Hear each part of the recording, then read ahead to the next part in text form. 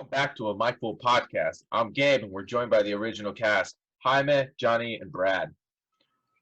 All right, as promised, we are going to be going over our top 5 moments that we've witnessed in sports history. Guys, I kind of want to count from 5 up, and I think we should just each take one turn at a time, so we're not just breezing through these, saying them all at once. Yeah. We're not doing a rapid fire round? We're not going to do a rapid fire round. Let's 30 go seconds, go. First. Okay, number 5. I have a Kobe retirement 60-point game. It's my number 5 for best. That's funny. I have Kobe's helicopter crash for number 5. You know what? You bitch, dude. That is not funny at all, you bastard. That was a little funny. No, it wasn't. Are Oh, we explaining why, or are we just gonna? Well, it's Yeah. his retirement game. You know, it was very emotional, and then the fact that Shaq asked him to drop 50, and he ended up dropping 60. It's pretty goat-like. You know what I mean? And they were down, and he came back and won that game. Typical Kobe fashion, you know. You guys have anything to add on that? I will say I did watch that game over the Warriors clinching the 73-9 season. Oh, that's right. That was the same year. It's the same day, same time. Yeah. Game started same time. Jeez, man. I thought they should have flexed it to where one of the games started for like the Warriors game started earlier. Yeah. But Yeah, that's what the fuck. That's weird. I wonder why they didn't do that. So for my number 5, I have Charles Woodson coming back to the Raiders. As a Raider fan, that was just a big moment. That's like one of my favorite players of all time, coming back to his original team, my favorite team. That was just a big moment for me and a lot of us Raider fans. Wait, sorry, can you repeat that? Jesus, Gabe. Gabe's playing Modern Warfare. Oh my God. Oh my god. I was looking at my worst, and I was trying to redo it. I just downed somebody right now. Hold on, let me finish it real quick. So just tell me. I heard the end part. I just didn't catch what the actual moment was. I just dropped out of Gulag. It's Woodson coming back to the Raiders. Oh, yeah, I would agree with that. My number 5 is also a Raider moment. It was because I was at that game, and it was when the Panthers were at the Coliseum, and it was the dislocated pinky game for Derek Carr. Did like a roller coaster ride of emotions during that game, and finally the end product was just like amazing. Like you could just feel the whole stadium, just vibration of everyone just like up in the air. Fourth quarter comeback, like pick 6 by Khalil Mack, 18-point lead, like given up by us to only do that fourth quarter comeback. So that was just one of the highlights of my life, was being at that game. Was that the playoff year? Yeah, that was 2016. Oh, okay. I don't remember. Nice. That was pretty much after that one. Khalil Mack was like stapling himself as the defensive player of the year. Oh, nice. Because he had a sack fumble to literally ice the game and a pick 6 to take us into halftime. Actually, I do think I remember that because, he scored 2 touchdowns. Yeah. So my number 5 is actually it's going to be a little obscure, but it's the one that got me into rugby. I wound up getting tickets to the USA-Italy rugby game where I was sitting on the field at the Earthquake Stadium. What is it, Avaya Stadium or whatever? Literally, like, there was a railing and then people hitting each other on the other side. I caught the ball twice and had to give it back to people. But I remember, like, I was never into rugby and just happened to luck into tickets for that game. And I remember watching, I forget even what they call it, but it's when they, like, kick the ball to the opposing team, but you can do it, like, in the middle of the game. And I remember the Italy guy went to go catch it, and I was just, like, as close as I am to my fucking computer screen away from him. The guy winds up from USA, runs up, and just tanks the dude from Italy and literally knocked them both out. out cold on the field. They bring stretchers out. The guy from the US gets up, waves off the stretcher, and walks off the field. They had the dude from Italy strapped in, and he came to halfway through and unbolted himself from the stretcher and walked away. And from that moment on, I've always liked rugby. What the fuck, Those guys dude? are fucking animals. Oh shit.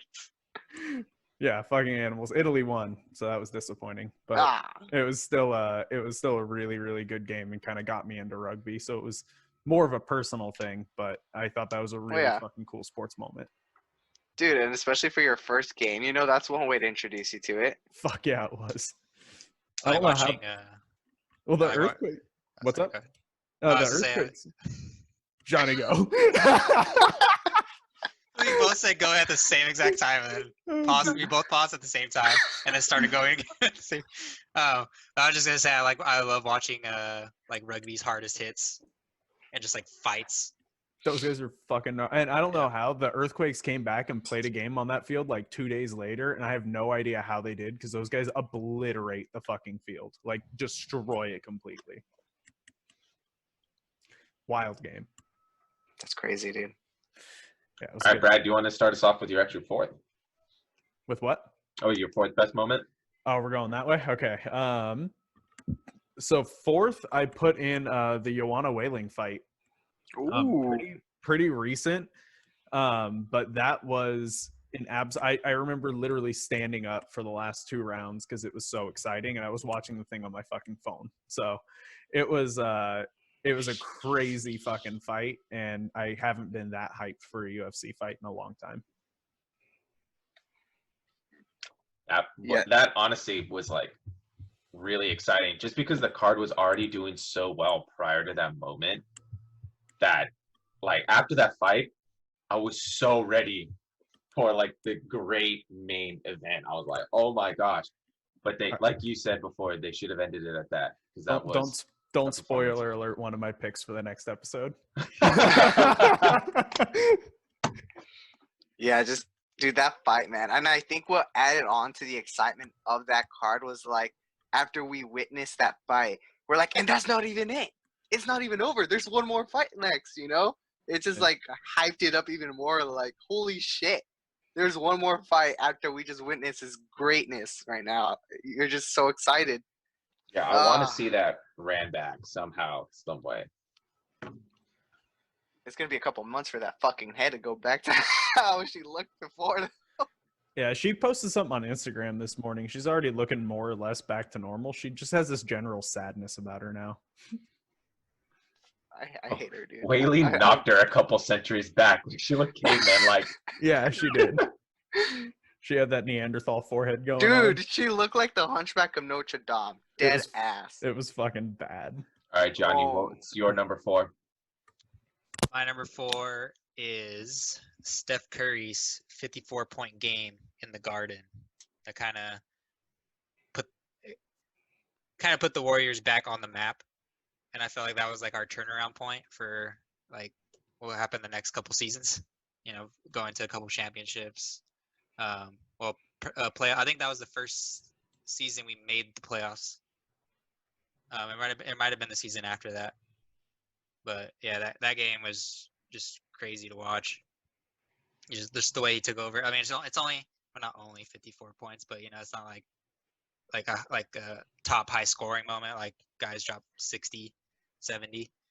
But it was still crazy to watch, and I love when he's celebrating, completely leaves Draymond Green hanging. that was like my favorite part of the game. Yeah, dude, when it felt really nice to start seeing them just start dominating games. And you're right, it just kind of like snowballed into just a dynasty. It was really awesome to watch. Yeah. Starting with like games like those. My number 4 is Nunes knocking out Cyborg. Oh, that's a good one. That is the Yeah. fight that got me into like in love with UFC and Dude, Amanda yeah. Nunes. Yeah. Because I'd been following it and I knew who Cyborg was, and I was like, oh damn, she's pretty dominant. And so I was like pretty excited because I was a big fan of like Rousey when she was like, you know, all hyped and winning a bunch. And then I was like, so this is the girl that like beat out Nunez, Rousey, and so I was very excited for this one because she was already a champ. So yeah, dude, I was stoked. That was your first one, right? Yeah. Because it was when you came over and you're like, yeah, man, I'm so excited. This is my first one seeing it live. Yeah. And then, dude, you stood up for that fight, man. You're like, oh, you're just Dude, screaming. because I was like, because they're like, yeah, no one knocks out Cyborg, and I've been like catching clips and highlights of her, because I've always liked the women division, so I was like, damn, she's a beast. And so when I saw her got rocked, I was like, oh shit. And just like, let's not forget, like, I think it was the first round.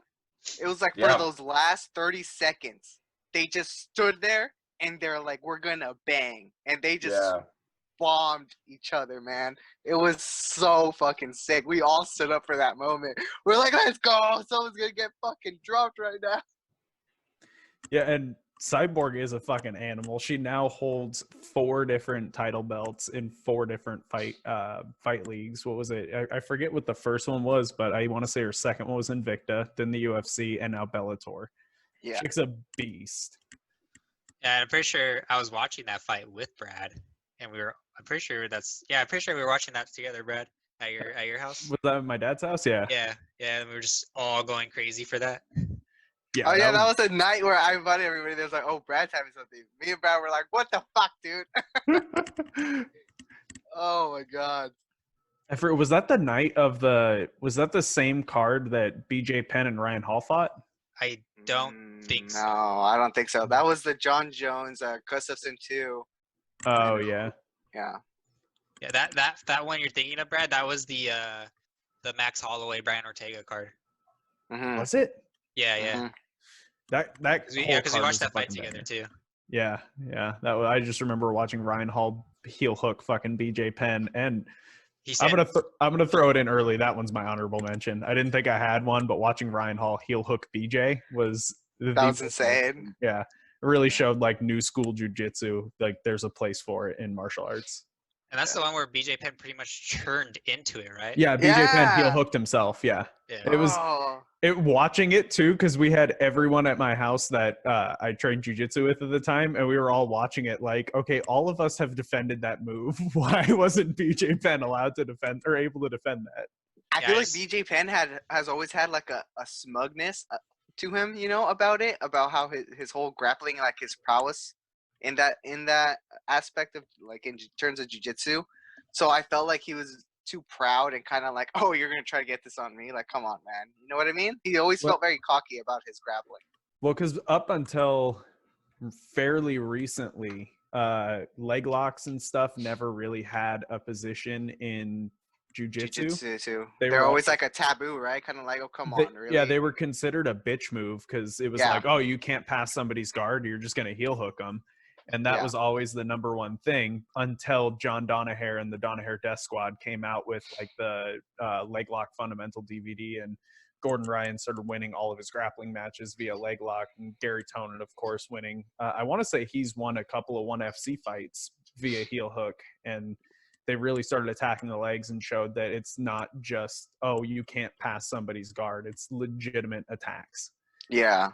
And I It's- just feel like BJ Penn was still in that old school mentality where if you heel hook somebody, you're a bitch. Yeah. Well, he got made look like a bitch right there, dude. Just getting like, oh god, you know. Yeah. Like jiu-jitsu, you're not supposed to feel safe. Just you have to think about what you're gonna do to counteract what your opponent's doing, and that old school mentality kind of gives you that free opening where like, well, I'm gonna do this because he can't heel hook me or he can't leg lock me. You know, that's a bitch move. Well, Mhm. they don't give a fuck. Yeah.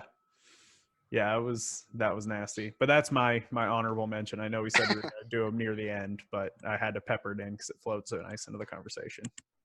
Nice. So my number 4 for best moment is the Lakers beating the Celtics in 2010 for the championship.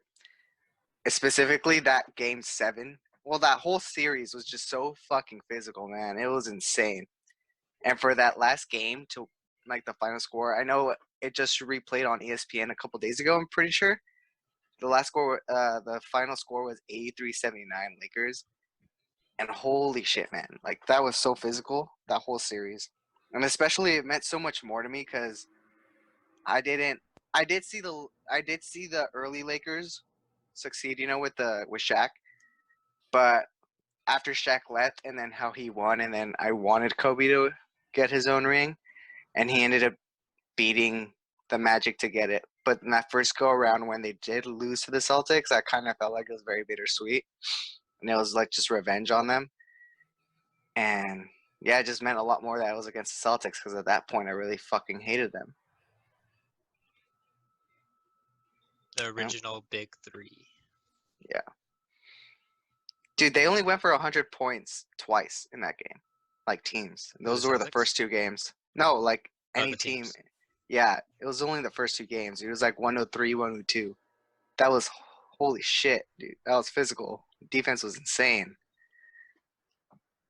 All right. So are we running it back? I think The other way around? Gabe, did you already go? Yeah. Yeah, Jaime, you can just go to 3. That was his- 3. Wait, was that your 3 or was that your 4? That was my That 4. was his 4th. Oh, okay. Number 3 moment, I have John Jones winning the title against Shogun on my birthday, 2011. He just dismantled him. There was no competition at all. Shogun looked like a little child compared to John Jones.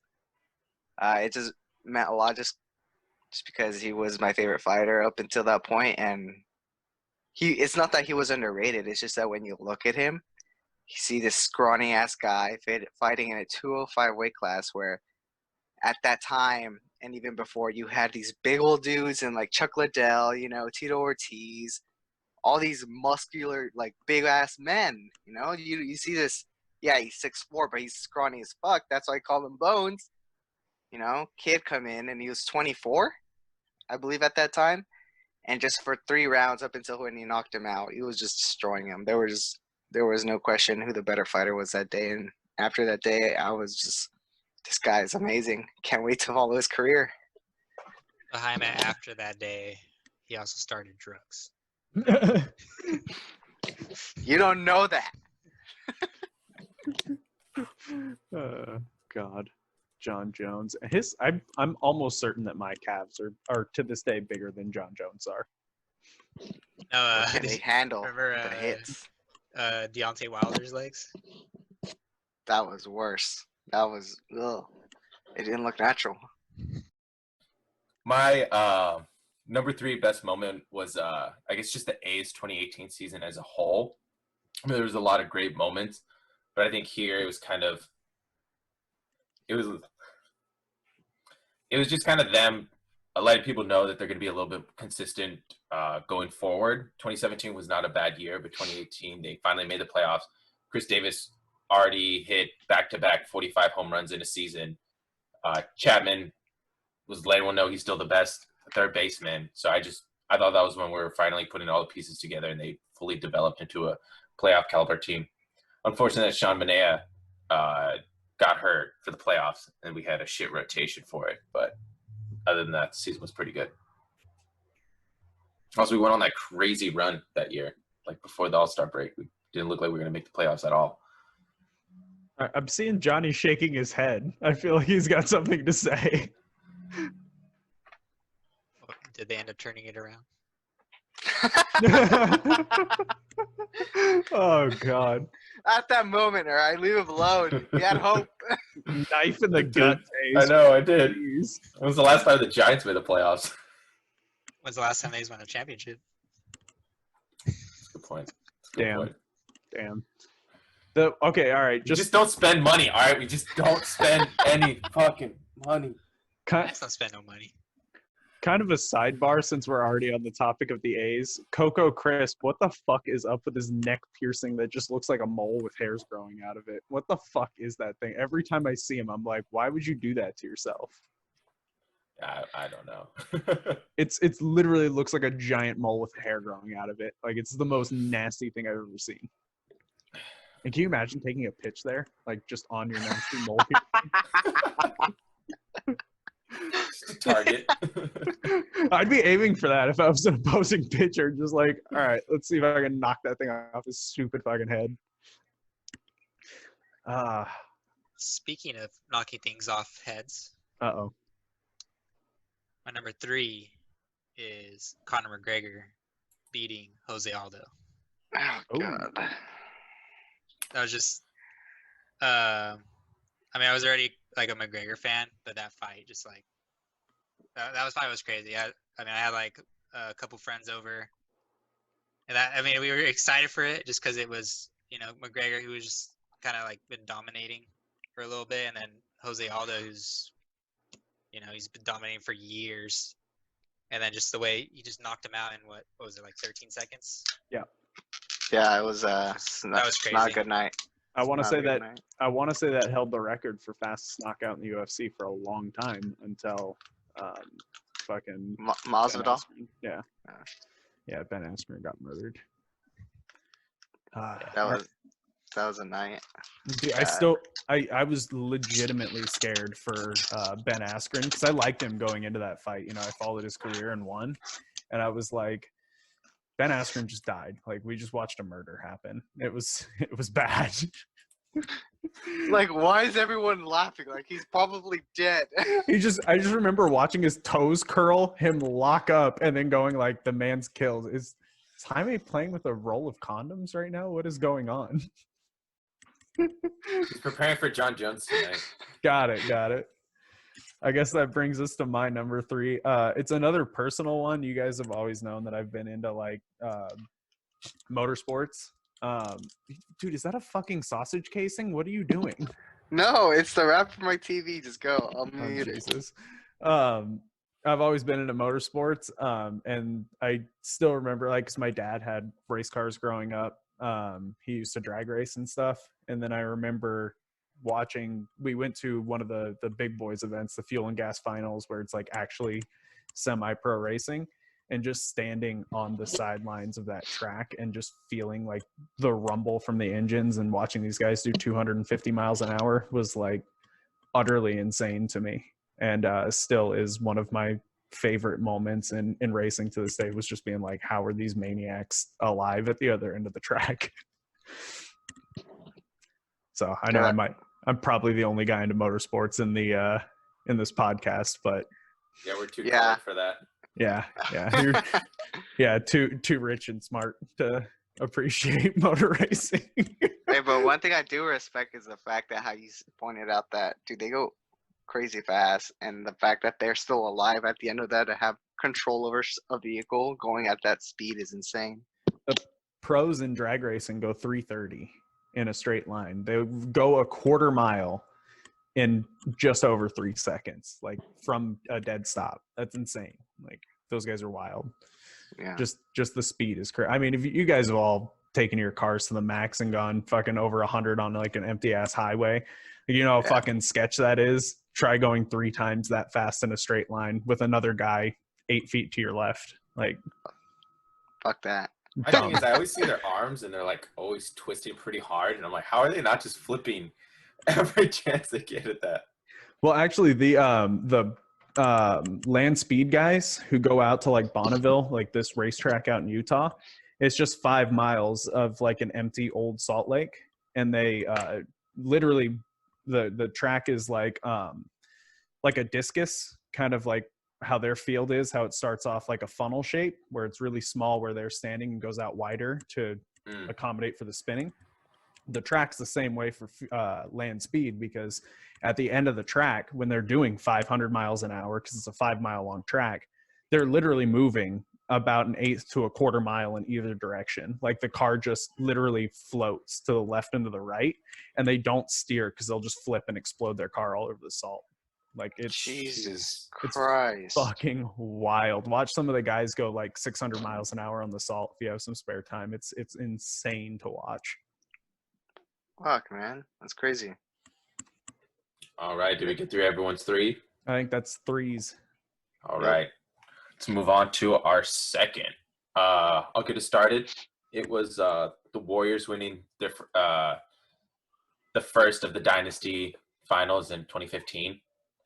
It just felt really good to witness that, suffering through all of the terrible times the Warriors were putting us before that moment. Even when like Steph was a rookie, it was pretty brutal. So yeah, it just felt good to like know that we were back on top in such a dominating way with Steph Curry and Clay.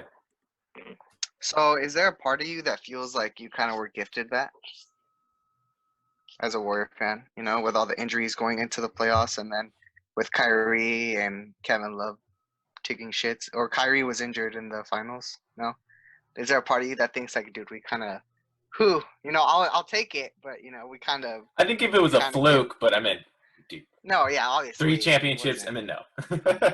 you probably could have put anyone in front of us during those times, and it was going to have the same outcome. So I will say that season was what got me into basketball. Like, I never understood the sport before then, or why somebody would watch a bunch of guys just run up the court to have a game end with 100 points. Like, I'm like, what do you cheer for? You're always scoring. Like, I never understood the excitement until that season, when I watched just like the dominance from the Warriors and it's more about the changing in the score, not necessarily the scoring, that always Mhm. excited me. And that season was what. Obviously, I'm not still the biggest basketball fan to this day. Like, I don't watch all the games, but that definitely proved that like basketball was a sport worth watching for me. Yeah, that season kind of just showed like it was a changing of the guard in terms of play style, how the Warriors just went off and kind of showed the value of the three, and it changed the NBA for the better, I think. all right, but Johnny, you're second. So my number 2 is the Raiders clinching the playoffs. Number 2? Yeah, that's my number 2. What? Because I mean, obviously, from like since 2002, missing just since 2002, it's just been a shit show. And then 2016 happens, and I mean that was just a crazy season. Every game was a close game, and then once we clinched it, like I broke down as a Raider fan. Like I teared up. Yeah, I cried. I'm not gonna lie. Yeah. I was in my bed watching it, and I had my headphones on. My wife was sleeping next to me, and I'm on my tablet watching it, and it happened, and I was crying, and she just woke up. She was like, "What's wrong?" And I was like, "We finally did it. The curse is broken. We made it to like it felt weird, but it was almost like the drought was over, and it was just such an electrifying year already, and it was just a perfect way to finish off that season. And your wife's like, "Why are you hard right now? Like, why are you?" Oh, yeah. I cried and came. Yeah. This is all sticky now. Yeah, I can see how that was so important for you guys. That's crazy. Yeah, sadly it ended in a bad way, but it could have been something good. Well, Jaime, what's your number 2? The 49ers actually playoff win against the Saints in 2011, the catch 3. I was going to put them clinching the playoffs, how Johnny put it, the Raiders clinching it. But I felt because we actually won the game, it just meant even more to us. It was the first playoff game back in a long time. And it was with Alex Smith. Like, he was been through shit. The fans have been through shit with him. And just that game was so crazy. We started off good, and then I can remember that game. We were at a wrestling tournament, and then all of a sudden it's the fourth quarter, and this game started turning like changing, and like the score, the lead changed like 4 different times at the end, and we were all watching it on our phones. The announcer was announcing it through the speakers in the gym, and it was so crazy because we're in Los Gatos. Like everybody was like anxious about the score. It was such a long drive, and then that 3rd and 18, I believe, that throw to Vernon Davis, and when he cried after he caught that touchdown, man, I fucking cried too. It was so crazy, man. It was just like it ended all the suffering we've been through, passing on Tom Brady in the draft, passing on Aaron Rodgers in the draft. It was a big accumulation of emotions that day. My number 2 is the Giants winning the first World Series back in 2010. I remember I think I was like was that our freshman year of high school? Yes, I believe it was. And yeah, I just remember because like Or your everyone sophomore year. Some were like that. Wait, was it? sophomore year, it must have been no beginning of sophomore, maybe. It was freshman, sophomore year, some shit like that. Anyway, we were all really young, and I just remember thinking that like I was the only one who cared about baseball the entire time until everyone started talking about how good the Giants were doing. And I just remember like the entire weeks leading up to that, like it was so exciting for everybody to come into school and like talk about how good the Giants did the night before and just be in amazement at like baseball, which really had never happened to me. Like I said, I thought I was the only one who gave a shit. Yeah. And then that game, I remember sitting and watching it on my couch, and I was living with just my mom and my sister at the time, and neither one of them could give less of a fuck about baseball.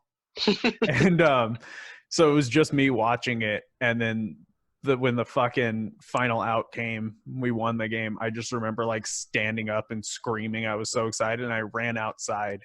And I just remember watching fucking fireworks just light up the sky because everyone in Hollister was just popping off fucking fireworks when the Giants won. And just that whole feeling like everyone was together and holy shit, this team that sucked ass for so long, like we're finally back. And Yeah. that was just an amazing moment. Yeah, I used to, like I said earlier, I used to watch like every single Giants game back then. I kind of stopped just because I got more into basketball, and I got used to like that fast paced.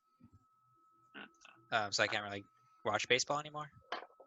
But yeah, that moment was a crazy one. Yeah, then like you said, like it was like, oh yeah, we finally like we're not shit anymore, and then the next year we do shit. And then the year after that, we weren't shit again. Yeah. And they were like, finally. And then we're shit again. And then the year after that, we're back. Then the meme started with Yeah. the whole, it's the even year, you know? Yeah, now we're gonna be shit for like 5 straight years. It's Yep. gonna be bad. All right, who wants to take first number one? Or give you. Mine was same as Johnny's number 2, which was the Raiders clinching the playoffs. So I'll go in a different direction just to keep another one going. I'm gonna go with Derek Carr actually being drafted. Oh, shouldn't you say your honorable mention before number 1? Oh, my honorable mention would probably be the Derek Carr, but I'll push him to number 1 just for the sake of it. Also, another honorable mention was Jorge Masvidal knocking out Ben Askren. Yeah. That was an amazing knockout. We were at my house, and everyone was just up in the air screaming as loud as we could. I think a chair got flipped over. Like, it was amazing. Yeah. It was And then Sarah came down screaming, remember? She was like, what happened? What We were happened? like, watch the TV! It was all the bullshit leading up to that fight too. Like they were talking Yeah. shit. Ben Askren's always been kind of a shit talker, but like all the shit talking leading up to that, and then that happens. It was just like, what the fuck? That and probably Covington getting his jaw broken.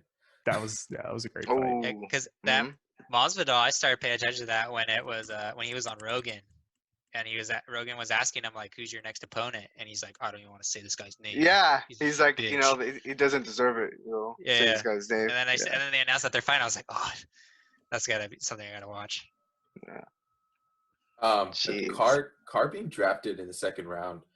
I mean, I liked Carr coming out, and you know, you can say what you want after the seasons and whatnot, but in that moment, I mean, a Fresno kid falling to us in the second round. We already had Khalil Mack. Like, it just seemed like that was going to be the perfect draft for us. And if you were to ask me if we could do it again, I would. I mean, we got stability in the quarterback for at least these years that he's been in the league. I know who's going to be our quarterback, and you may not like it. You may not think he's the answer. But that's a hell of a lot better feeling than like, oh man, we got Matt McGloin, or we have Matt Schaub. Matt Schaub, Matt Flynn. We like the Matts. You know, Matt Schaub, he was good in Houston. Yeah, but before we got him, he threw how many consecutive games with pick sixes? You know, oh, Matt Flynn's a future. Me and my dad going, Matt Flynn's a future. He had a good game against, you know, in Green Bay. So we're like, is it going to be the future? Terrell Pryor was the future. Like, you know, Bruce Gutowski's the future. Jeff Garcia the future. I mean, there's so many Aaron cycles. Brooks. Yeah. Jamarcus, the list can go on and on of the amount of quarterbacks. We're like the Browns. So to have Derek Carr, it felt good, and it's felt good so far. Yeah. Did you guys also draft Amari that year? No, No, that was Amari the was a next year. first round pick. So he was the year before or after? After. Oh, Oh, that was Yeah. the year we got Gabe Jackson, though. So, Ooh. So you guys got Khalil, Derek, and Gabe Jackson. Holy Yep. fuck. The only good draft, Reggie McKenzie, and that kept him around and had faith in us for so long. And then every other one was shit. He could not draft in the second. He cannot draft Oh, he in the got third. Cooper the next year. That Yeah, was but it. look what happened. Jeez. Yeah, but yeah, that was a. I liked Carr coming out too. I can't remember who else was in that one for 2014. I think was that the Johnny Manziel, Johnny Manziel. Teddy Blake Bridgewater. Bortles. Blake. Blake. Yeah, Blake Bortles. Teddy Bridgewater, right? Yeah. Yeah. Yeah. So I mean, I didn't like it. I like Johnny Manziel just because out of college, in college he was like I didn't crazy like to him. watch. But yeah. No. I didn't like him Ridiculous as ass. a prospect, but I just liked watching him in college. Yeah. because he was just He was exciting. entertaining. Yeah. Yeah. Yeah. That was like one of my favorite Raiders picks all time. Hey, Johnny, what's your number one? Okay, number one. So as I said earlier, the reason I got into basketball was because of LeBron. And to this day, he's remained my favorite player. So my number one moment is LeBron winning his third championship. His first with the Cavs, but his third championship overall. That was, I mean, as a Warrior fan, like, yeah, he was going against my favorite team, and we did blow a 3-1 lead. But I mean, that's still my favorite player winning with his team, his original team left, and especially because there was a lot of questions about his 2 championships with the Heat. Like, oh, he didn't deserve them. He won it with Dwayne Wade and Chris Bosh, and then he comes back and does it with the Cavs. I mean, everyone can say what they want. Like, yeah, I know Kyrie hit the game-winner shot, but at the same time, he got them there. He got them to that point. He was dropping 40 a game in the championship. Kyrie Yeah. was dropping a lot of too. I though. know. Don't- I'm not saying. That's what I'm saying. Hold on. I'm going to break out my Stephen A. Smith right now. Oh God.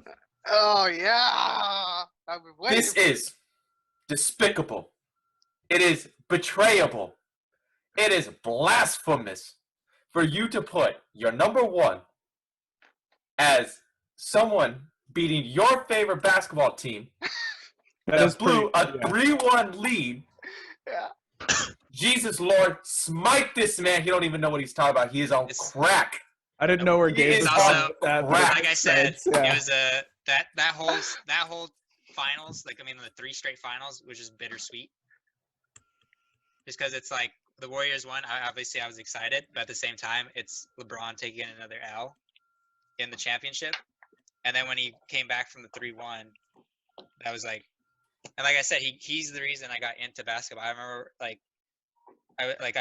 obviously it was like he was super hyped up as coming out of high school. Yeah. So I was like, that was my first game was his rookie game, his first game. He dropped 25 on the Kings, and I was like, what's the hype all about, like, on this guy? So I Yeah. watched it, and I was like, damn. And ever since then, LeBron's been my guy. I Like I like said, like LeBron that's very- coming into the league, but when I stopped being his fan is when he went against the Warriors. I feel like that's a very tough situation, man. Like I get where Johnny's coming from, but still, it's like, do you Nah. pick one I individual was with- over I a was with- team? I cried. Yeah, my number one is the 1989 World Series where the Giants lost the fucking A's. Yeah, that's What? my favorite too. No, I'm fucking with you. I'm making fun Okay. of Johnny. I'm fucking Yeah, man, with that's my favorite player. That's the reason I got into basketball. I And guess it's I like could kind of see That's that. just that moment that he couldn't do it with the Cavs. I mean, they didn't really surround him with talent to be like back in the day to begin. I mean, his Yeah. fucking point guard was Mo Williams, Daniel Gibson, Anderson Varejao, and then they bring in an old ass Shaq, and they're like, "Oh yeah, you're finally gonna win it." Shaq didn't do And shit. He won think he even got MVP hurt. those years, though, no? LeBron, yeah, he won. Yeah, I think that's his string of MVPs was during those. All right, well, I'm gonna games. take a note on that, just so. Okay. I actually just kind of want to, it's like kind of a sidebar, really. Do you guys remember like a defining moment that got you into sports when you were a kid? Like Johnny watching LeBron was what got him into basketball. Do you remember like what made you pay attention to sports back in the day? Dude, the Ultimate Fighter Forrest Griffin fight, man. That was what got you into like Yeah. sports in general? Well, no, it's a MMA. You know, like how that No, got he's talking about sports in general. in general. when we Yeah, were like when you were earliest- young, like That's a what big made you pay attention to sports? Sports in Is- general for me was just I don't know, man. like That's obviously hard. like in my house, like growing up, my dad didn't like any other sport other than football, and he was a big Raiders fan. So that kind of pushed me like to like the Raiders. But I mean, I wouldn't really watch all the games with them when I was like that young. Alright. But I guess what got me into it was just playing sports with my friends is what got me like into like start watching it. It's time for me to flex. The moment that got me into sports was a week prior to my birth. Oh my god. dad, Oh no, my it's a god. prophecy. My dad I- put my name on a brick like for the Raiders Stadium for season ticket holders. So I've been going to games since birth and prior to Oakland Raider games. That I mean, since I've been born into the Raider family of watching it. I Damn. can't give you a time earlier than that of just it's been in my life.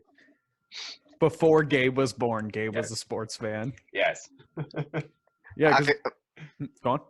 I was gonna say, well, in that case, I guess mine was like when I was like, how old? I think I was like 2 or 3, maybe.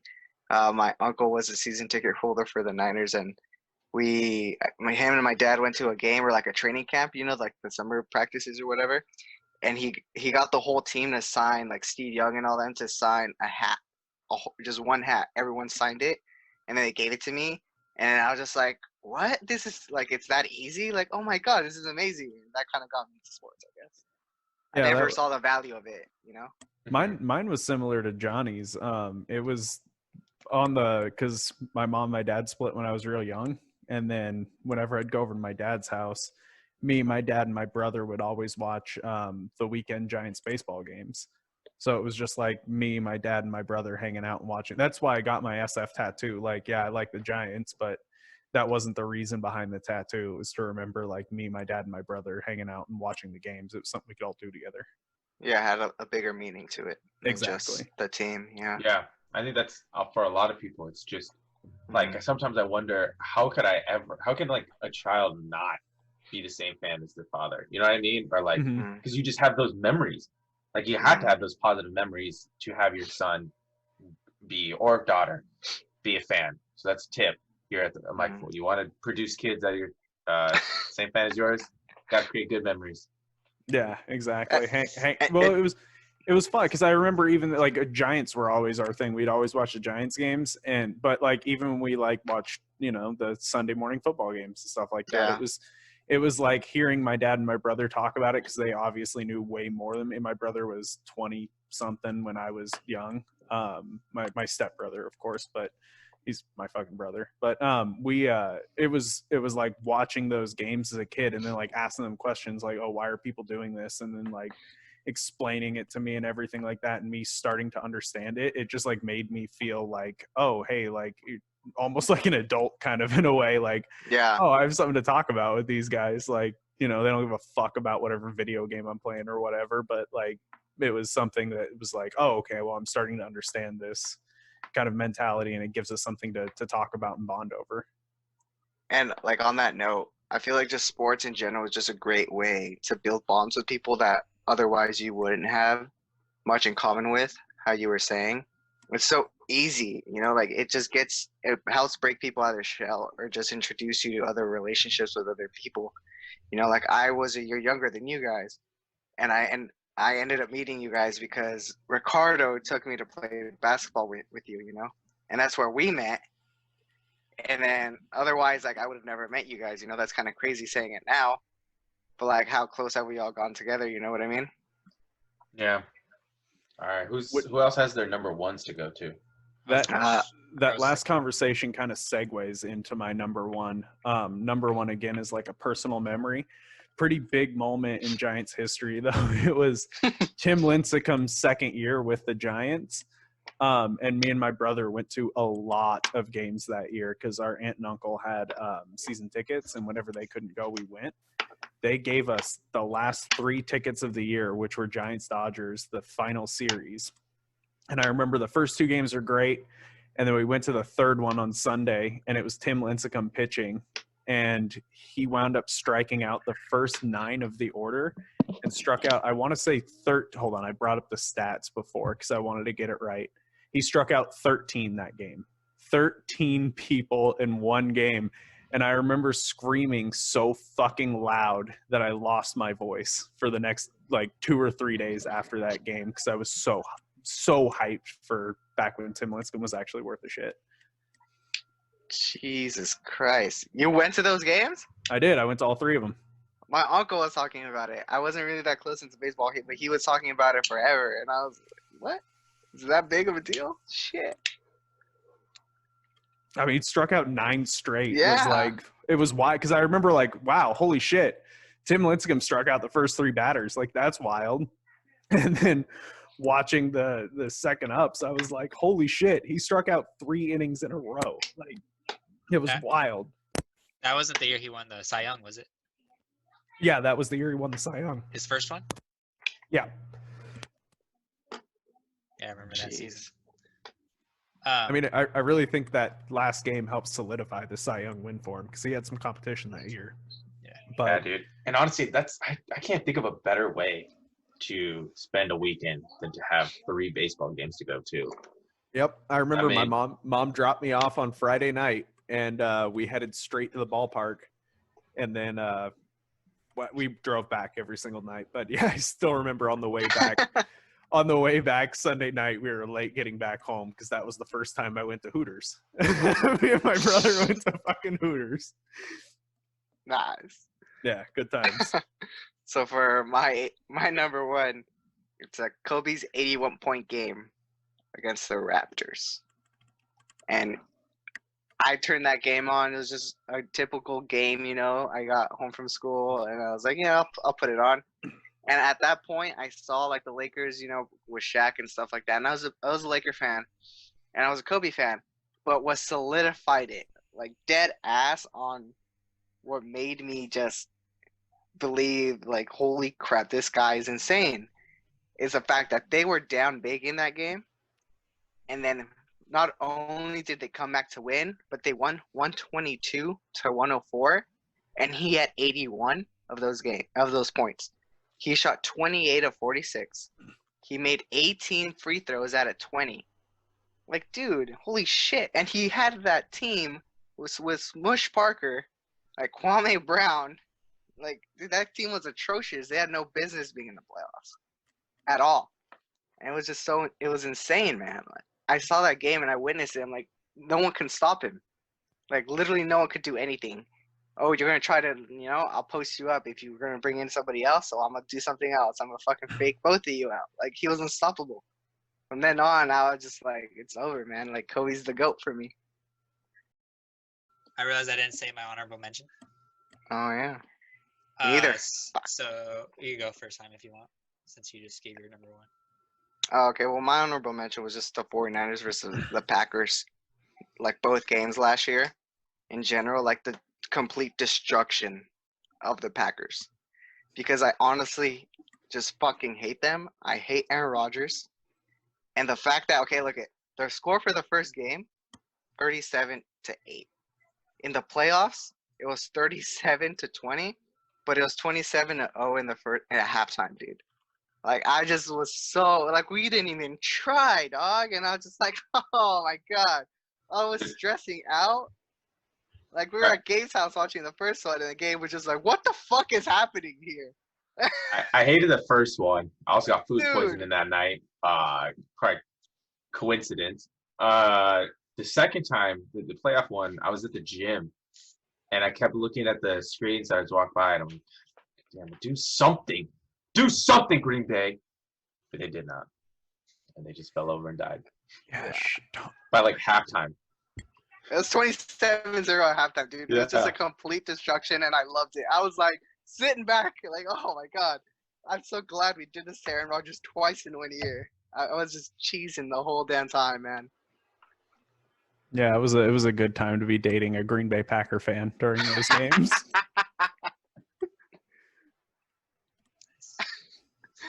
All right, you want to go, Johnny? Yeah, so my honorable mention, which is like kind of related to like the reason that a lot of us got into sports was just because of friends, or family. But it was the Giants Patriots Super Bowl where David Tyree had the catch. And that's because one, that was a great game. That was a crazy catch. And then the other thing is that was the first Super Bowl where I started watching the game with like all my best friends, Gabe, Austin, Brian. And that just kind of started the tradition for us to watch every Super Bowl together. So that's why that was my honorable mention. Yeah, which, unless anyone else has any more honorable mentions, but that kind of segues into what I want to talk about. I mean, to have best moments summed up into 5 is ridiculously hard, and most of them are going to be personalized. But I want to ask you guys, what's one Super Bowl that is like had a lasting impression on you positively, and what's one, I guess we're all UFC fans too, so like a title match. So any championship, kind of in any sport, what made that lasting impression that didn't make your top 5 list? I know for me, the Super Bowl would be the Eagles beating New England. I mean, despite Eagle fans being kind of trashy at times when winning and losing, but to see Tom Brady lose after the string of them beating Seattle, and I hated that, them beating Atlanta, and I hated that. Like, it was good to see them lose finally in the Super Bowl. I think for mine, it's kind of on the opposite side of the spectrum in that where it's the Patriots versus the Falcons Super Bowl. Just because I am somewhat a Patriot fan. I love Brady more, and that's why I became a Patriot fan. It's because of him. And seeing that 16-0 fail, just that stupid-ass catch annoyed the shit out of me. And then seeing it again happen in 2011 with the stupid-ass freaking I can't even remember his name. Mario Manningham, that stupid catch, that annoyed the shit out of me too. I'm like, and then in Seattle, it almost happened again with the Jermaine Kearse catch. I was like, what the fuck, man? Like, fuck this. This is stupid. Like, it makes no fucking sense. I mean, yeah, they won that game, but just like for them to come back with Atlanta, I was like, you can't argue it anymore. I didn't believe it, but you can't argue anymore. Tom Brady is the greatest quarterback that has ever lived. You cannot argue it now. This Like, podcast is filled with loyal, less motherfuckers. A Niner fan saying, A, he likes the Patriots. B, you're the only person out of Massachusetts that likes the Patriots in any regard and wants them to succeed. Now, you're hearing it here. He's putting Tom Brady over Joe Montana. Yeah, Actually- I'm not a homer, dude. Like, I'm dead ass. Like, Tom Brady is better than Joe. I mean, I agree with that, but man. On I'm not an idiot. On a similar note, one of my favorite championships was 2008 when the Giants played the Patriots. I remember me and because it was at that point where I still cared more about like playing video games while the fucking football game was on, and then me and my friends would go out and run and watch the commercials because we thought they were funny back when Super Bowl commercials were still fucking funny. And I remember me and my brother actually like started watching the game because I was actually interested in it and running up and down the hall in my dad's house screaming "fuck Tom Brady" and "fuck the Patriots." And I still remember that. So that Super Bowl holds a special place in my heart. That is a correct response. Dude, Tom Brady is a California kid, local from the Bay Area. We don't want to hear it. knocking Johnny, that. what's your... You are a bandwagon Patriots fan. No, I'm not. Oh, want to bet? Because let's see, Gabe, can you remember this? You were cheering for the Chiefs to beat the Patriots. Ah, that's true. You were cheering for LeBron to beat the Warriors, bitch. So don't give me that. That was your number one. That was your number right. one spot. Yeah. He cut off. He got no right. Here. No right. The judge is speaking. both of you are shitless pieces of assholes. Stay loyal, guys. Stay I'll loyal. say I'll take that from Gabe and Brad. But Johnny, as soon as you said that, you're like, okay, no, I can't I'm say. not a it. fan of the team. I like LeBron. I'm Yeah, okay. I well, don't care love what Brady. player I love. No, They you're will claiming to be a never, Patriots fan. ever, I said ever rip it I'm up to be more my of a Patriots Raiders. fan because of Brady, but that doesn't mean I didn't like the whole team. All right, I well, hated the whole team. well, on a similar note, we already know Jaime and Johnny's. Gabe, who's your favorite player on a team that's not one of your home teams? See, that was hard because it was Marshawn Lynch, and then he played for the Raiders. It all works Uh, out. For a while, it was Cam, but he flopped. Yeah. Really? Gross. Yeah. I like Cam. I love 1 Cam year. coming out of Oh, because he I can't throw like you. Oh. bro, because he was a fantasy monster. Okay. But I guess it would be Larry Fitzgerald. He's been my all-time Okay. favorite. And Just like, right. I don't want him to beat the Raiders. I'm not gonna lie. Like, sorry, Larry, you had great moments, but not tonight. Like, it's how that's gonna be. Yep. Yeah. Mine's got to be Mike Trout. That dude's a fucking Mhm. stud. And he always seemed like whenever I hear something about Mike Trout in the news, he always seems like he's a good guy. And not to mention the dude puts up fucking numbers every year. Mike Trout's a absolute stud in baseball. Even though he's a fucking Los Angeles fucking piece of shit. All LA teams suck. Sorry, guys. That's true. Which segues into mine also is any Dodger pitcher in the playoffs, because they will for sure choke eventually. Yeah.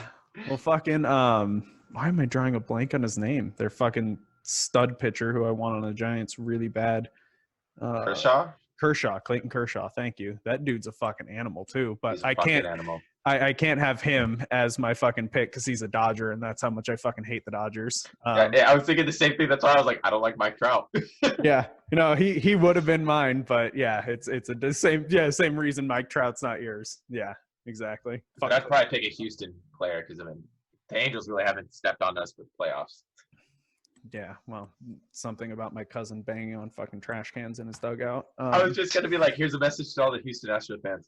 Yeah, just for the listeners, I am distantly related to AJ Hinch, so that is Distantly. I like how you threw that in there. he's my grandpa's first cousin, so I have no idea what that makes him to me. But actually, I'm looking at on this little shelf I have in my family room. I do have an AJ Hinch signed ball, so that's going to be worth absolutely nothing one day because of everything that's going on. But yeah, I've followed his career, and when that came out, I distanced myself immediately. Ooh. So even you're brave. Right, even though from what it seems like it's not really his fault entirely, it sounds like a lot of upper management fucking with him, but that's still pretty bad. Johnny, we didn't get your title, whatever. Oh. It was probably the Patriots Giants. The first, just like I said, it was just all our friends getting together for the first time, and then also another one was probably the Seahawks Patriots. Dude, that game was so crazy. First and goal, was it second and goal? Yeah. Instead of giving it to one of the best running backs in the league, probably the most powerful power back in the league. Give it to him on the 2-yard line? At the 1 yard line. Decided to throw a slant. And we all know how that ended. I literally jumped off my chair and ran around the house screaming. I could not believe it. Fun fact, you were with us, Jaime. That's also the same one that Jaime got his truck stuck on the side of a hill. Jesus. It wasn't that one. That was that one. That was the Eagles one, no? No, because Riley and all them were there too. Oh, yeah. Oh, my God. Yeah, so Jaime, one of our friends, lives on top of this little hill, and he has like a normal driveway. On the backside, it's all like dirt, but it's February, so it was muddy. Yeah. So Jaime was backing up. His back wheel hit the dirt or the mud, and he just started sliding. Started sliding at at an angle. So I was literally fucked. And I had a 4 expedition, all right? A 98 expedition. And that fish did not want to go up, man. It was stuck there for, I want to say, like 4 days. And then I finally got that shit pulled out. It was so bad, man. It was What year bad. was that? That was like It was- 2014, Yeah. Oh, okay. I was No, gonna say, yeah, I think it was 2015? 2015. Yeah. 2015. okay, Um, that was. Wait, no, I had my fucking Jeep at that time. Why didn't you assholes call me? Oh, I was living in Merced during that whole thing. Hmm. That's right. What's a Yeah. good title fight that you have seen that just that you haven't mentioned in your top? Because I know you mentioned Wei Li and Joanna. Hmm. UFC fight. I want to say Um, DC versus John. Actually, no. John versus Gustafson, the first one. Yeah. Mm. Yeah, that was a great one. Yeah. One of mine's kind of recent. It was not really a champion. It was for the undisputed belt, or not the undisputed, but the interim. Yeah. And it was Adesanya versus Gastelum. That's a really good one. Yeah, That was a that really, was just, really good one. yeah, that was a crazy fight, and especially after that, the main event was crazy too. That was I want to say that was Max Holloway versus Poirier. Austin. Yeah. Hmm. Actually, mine's not even a title fight. I want to say it was like a UFC Fight Night headliner. And it was it's actually another Adesanya fight. Who's making the list a lot on this podcast. Adesanya and Silva. I wasn't so hyped about that fight. Or excited, honestly. That was one of my favorite fights. Just watching these two fucking artists go up against each other. I remember watching that with all of the guys I trained with, going like, "We're watching art right now. Like, this isn't fighting. This is art." I feel like it was very one-sided though. That's why I didn't really care for it. I feel like Adesanya picked him apart. I mean, he did, but Silva had some great shots too. Like, just watching like these incredibly high-level strikers. It was new versus old again, and it was just incredible to watch just their mastery of fucking striking. Yeah, like the evolution of it. I Yeah, can see that. It was wild. Those guys know what they're doing when they start throwing hands, and that was just entertaining to watch. All right, since you threw in a non-title fight, I'm just gonna. Well, this one's a title fight, I guess, too. But this fight, man, it goes so underrated. That's Frankie Edgar versus Gray Maynard. The second one. Did you see that, Brad? No, I think that might, because there was a few years where I didn't watch the UFC. Believe it or not, my that God! might have been in those years. If you are a fan of UFC and you love like momentum shifting fights, just go watch that fight. I've recommended it to Gabe. I don't know if he's seen it because I don't know if they have it up, but I think you can find it on YouTube. Like that fight, Frankie Edgar was the champ at that time, and he was like done in the first round. Like people were expecting them to call the fight, and he's just like, no, I'm just standing back up. I'm good. And he came back and fucked up Gray Maynard. It was just fucking crazy, bro. Fucking insane. You like powerful, like intense fights like Gabe does, like he's gonna enjoy this fight if he ever watches it. I think you guys all should watch it. 10 out of 10. Banger. It's literally on YouTube. I'm watching it right now. Yeah. Yeah, Frankie Edwards versus Gray Maynard, number 2. Mine, I'll throw in for Johnny, was actually Conor McGregor versus Eddie Alvarez. Good one as well. I like that one a lot. Another was just the string of title defenses that Ronda Rousey had, because I like look back and I'm like, how? Because I kind of lose track of how, if everyone knew what was coming, how does she keep getting the armbar? And I just rewatch them, and some she just pried it open like they knew it was coming. They're doing everything they can. And she's just like ripping their arm back and breaking it.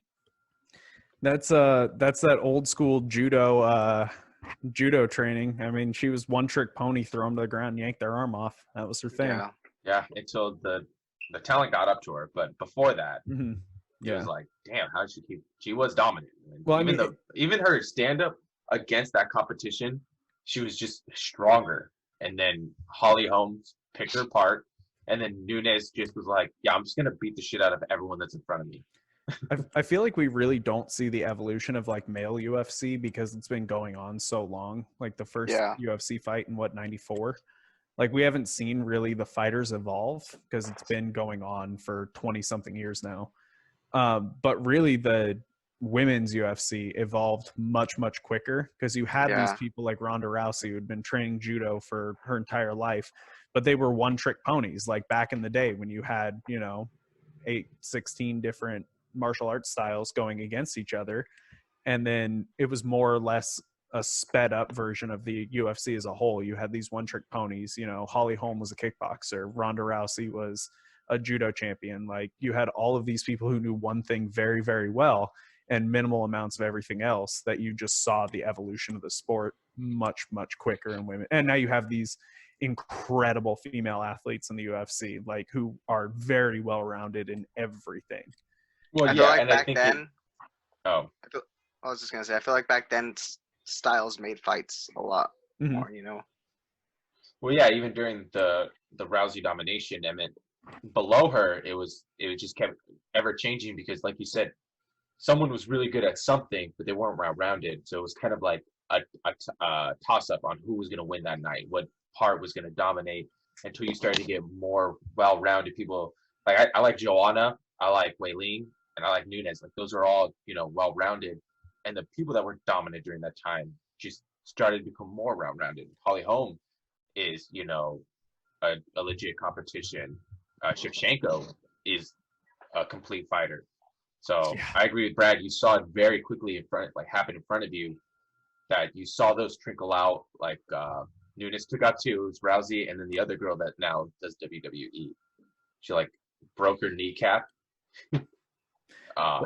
And you can, I mean, like watching the women's MMA evolve has been good. But I mean, even like we have these people today who you think are one-trick ponies. I'm going to keep going back to Israel Adesanya. Like everyone says, obviously his striking game is on another fucking level.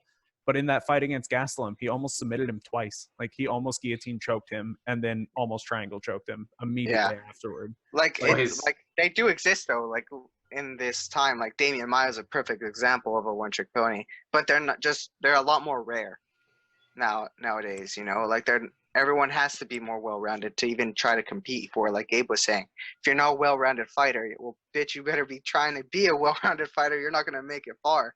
Exactly.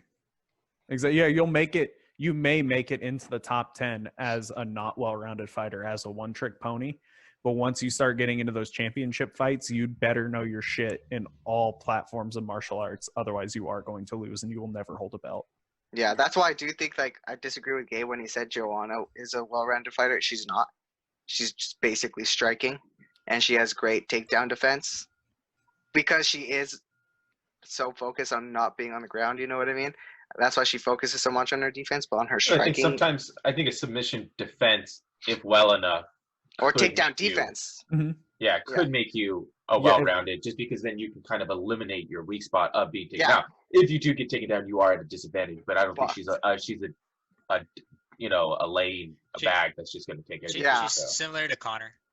Yeah, I'm not saying there's no need to train one part of martial arts, but if your striking is top notch and if your takedown defense is top notch, why bother putting as much effort into your ground game if you know those 2 points in your game are going to prevent that ground game entirely? Yeah, I agree with that. I have 2 honorable mentions for UFC fights. First one is if you haven't seen any of these now, go watch them today. But the first one's Rory versus Robbie. Ooh. Great fight. Yeah, 2. And the other one is Shogun versus Henderson, 1. Both those fights are just crazy fights. I think that they fought 3 times. Shogun and Henderson. Because one time was in Pride, but this is UFC 139. It actually was in San Jose. But yeah, that fight, Gabe, I don't know if you saw that ever since I told you about that one, but I suggest you watch that one. That one's crazy. I know we're making it sound like we're just pushing a lot of these on Gabe, but that's because Gabe just got so into it, and he's been on fight overload watching so many fights He got Yeah. so into it, so we're just like trying to like, Gabe, make sure you watch this. Make sure you watch this. You know, like he's putting in the work right now in this quarantine. I've lost many. I'll just pick a fighter, and I just kind of like, okay, how did you get Go to the through their championship? catalog? Yeah, exactly. Chuck Liddell is one. Dude, fucking beast. Chuck Liddell is a beat. Chuck Liddell got me into the UFC back in the day. My first fight that I ever watched was a Chuck Liddell title card. That man's an GSP animal. takes a lot of time because it's just amazing to watch, but they're always long fights. Have you gone through Bisping's catalog yet? No. Watch Bisping's fights, and it's I forget who exactly he was fighting because Bisping talked about it on his podcast. He in one of his fights dislocated his fucking eyeball halfway through the fight and literally has fought with a glass eye since then. I'm trying to remember what fucking fight that was. Yeah, the literally on his podcast he takes out his fake eyeball to show everyone like I have a fake eye and I fought for the last half of my career with a fake eye. That's insane. Michael Bisping's a fucking animal. Yeah, so go through his fight catalog. I actually have one of the guys that I work with. He was never into UFC before me or before like talking to me. He's one of the guys that kind of works through me. I help find him work. But he, since quarantine, has had not jack shit to do. He's just sitting in a hotel room. So he's been going through all of the UFC cards. And if he's listening to this fight, all the fights we talked about, fucking put on and watch. Yeah, I'm right there in there with you, man. Dude, I've been trying to watch as many cards as possible. That fight was versus Victor Belfort. There you go. Belfort. Yeah. Vitor. Yeah, I want to say it was in like the second or third round. He fucking lost his eye. It was, He literally lost an eyeball. Round 2. There you go. Round They 2. called the fight after that because of that, obviously. And wasn't that Vitor like, you know, roided Vitor too? That was in 2013. I'm pretty sure because that was right before he was supposed to fight John.